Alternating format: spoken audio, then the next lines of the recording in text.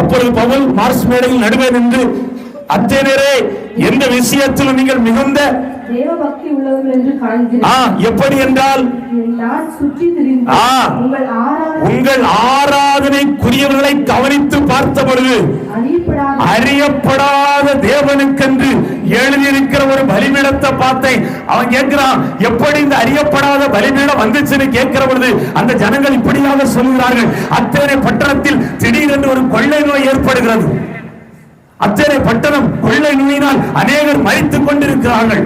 அந்த நேரத்தில் அத்தனை பட்டணத்தின் ஞானிகள் ஒன்று கூடுகிறார்கள். நீங்க பார்த்தீங்கன்னா அத்தனை பட்டணம் முழுவதும் ஞானிகள் நிறைந்திருந்த ஒரு தேசம். ஞானிகள் நிறைந்திருந்த தேசம் எப்படி விக்கிரகங்களால் நிறைந்தது என்கிற ஒரு கேள்வி அவனுக்குள்ள உண்டாகிறது. அப்பொழுது அந்த ஞானிகள் எல்லாம் எழுப்பி ஒரு காரியம் சொல்கிறார்கள், நம்முடைய தெய்வம் நம்ம மேல கோபம் கொண்டு தேசத்தில் கொள்ளை நோயை கொண்டு வந்து விட்டது. ஆகவே நம் தெய்வத்திற்கு பலிபீடங்களை கட்டி அதற்கு பலிகளை செலுத்துவோம் என்று சொல்லி அவர்கள் பலிபீடங்களை கட்ட ஆரம்பிக்கிறார்கள். ஒவ்வொரு தெய்வத்திற்காய் பலிபீடங்களை கட்டி கட்டி அதற்கு பலி செலுத்துவதற்கு பல லட்சம் ஆடுகளை ஜனங்கள் அங்கே கொண்டு பலியிடுவதற்கு ஒப்படைக்கிறார்கள். என்ன செஞ்சாங்க தெரியுமா? பலிபீடங்களை கட்டி முடித்த உடனே அந்த 1,00,000 ஆடுகளையும் அவிழ்த்து விடுகிறார்கள். அவர்கள் தங்களுடைய இருதயத்தில் ஒரு காரியத்தை தீர்மானித்துக் கொள்கிறார்கள். இந்த ஆடுகள் எந்த பலிபீடத்தில் ஏறுகிறதோ அந்த ஆடுகள் எல்லாம் அந்த பலிபீடத்தில் பலியிட வேண்டும். இதுதான் அவர்கள் சொன்னது. ஆனா நடந்தது தெரியுமா?